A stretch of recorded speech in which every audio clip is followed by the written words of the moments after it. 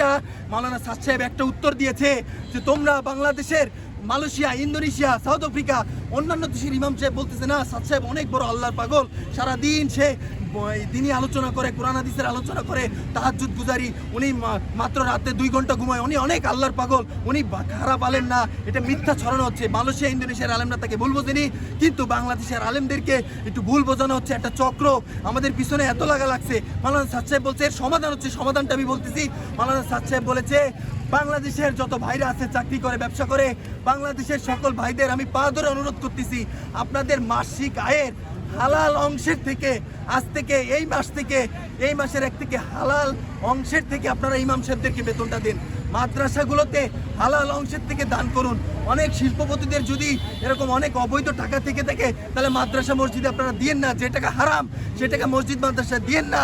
যখন আমাদের হুজুররা ভালো, কিন্তু আমরা তাদেরকে হারাম টাকাও দিচ্ছি, হালাল টাকাও দিচ্ছি।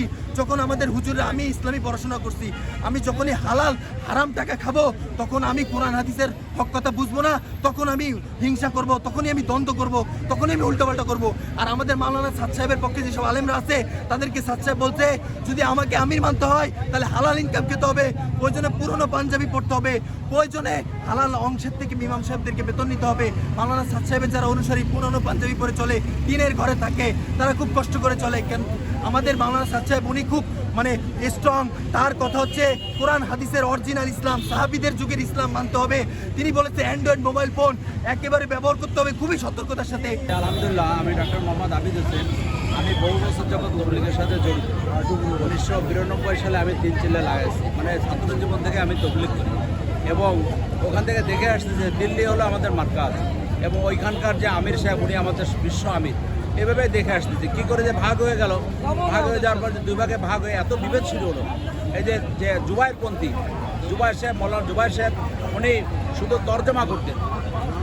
আমরা যেতাম হলো যে দিল্লির মুরব্বীরা বা অন্য দেশের মুরব্বীরা এসে বয়ান করতেন, এই জুবাইর সাহেব উনি তর্জমা করতে করতে উনি মুতারজিম।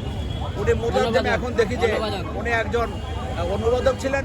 এই মুতারজিম উনি এখন জুবাইরপন্থী হয়ে গেছে। কীভাবে যে ভাগ হলো, আসলে এটা একটা কোশ্চেনবিদ্ধ যে উনি ভাগ করার ক্ষমতা রাখেন কিনা। উনি ভাগ করার ক্ষমতা রাখেন না। এবং আমরা দিল্লির এতে আমাদের মৌলানা সাদ সাহেব আমাদের আমির, এবং আমাদের উপরে বৈষম্যমূলক আচরণ চলতেছে। আমরা অন্যায়কে, মারামারিকে, রক্তক্ষয়কে আমরা পছন্দ করি না এবং আমরা চেষ্টা করতেছি যেন এটা না হয়ে আমাদের দাবি দেওয়া পূরণ হয়। যেমন সাদ সাহেব আমাদের আমির সাহেব, উনি এবার আসবেন এবং এই 7 বছর যাবতই ওরা চেষ্টা করতেছে যে প্রত্যেকবার বলে এর পরের বার আপনারা আগে করবেন, প্রথমবার করবেন, কিন্তু প্রত্যেকবারই ওই যে মাদ্রাসার ছাত্রদেরকে লেলায় দেয়, উগ্রপন্থীর লোকদেরকে লাগায় দেয়, যারা যেমন অন্যান্য জায়গায় মাঠ দখল করে, মসজিদ দখল করে, জায়গা দখল করে। এই যে মনোভাব আমাদের ছাত্রদের মধ্যে হয়েছে, মাদ্রাসা ছাত্রদের মধ্যে, তাদেরকে লেলায় দেয়।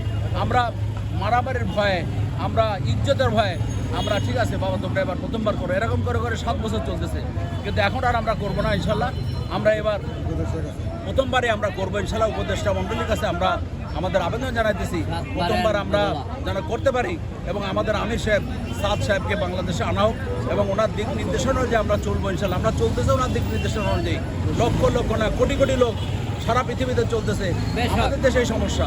এই জন্যে আমি আপনার কাছে অনুরোধ যে আপনারা এই খবর আমাদের দেশ বরণ্য যে আমাদের উপদেষ্টা মণ্ডলী আছে তাদের কাছে পৌঁছায় দেন, যেন আমাদের ব্যবস্থা করে ইনশাআল্লাহ এবং বৈষম্য থেকে আমরা যেন বেরিয়ে যেতে পারি।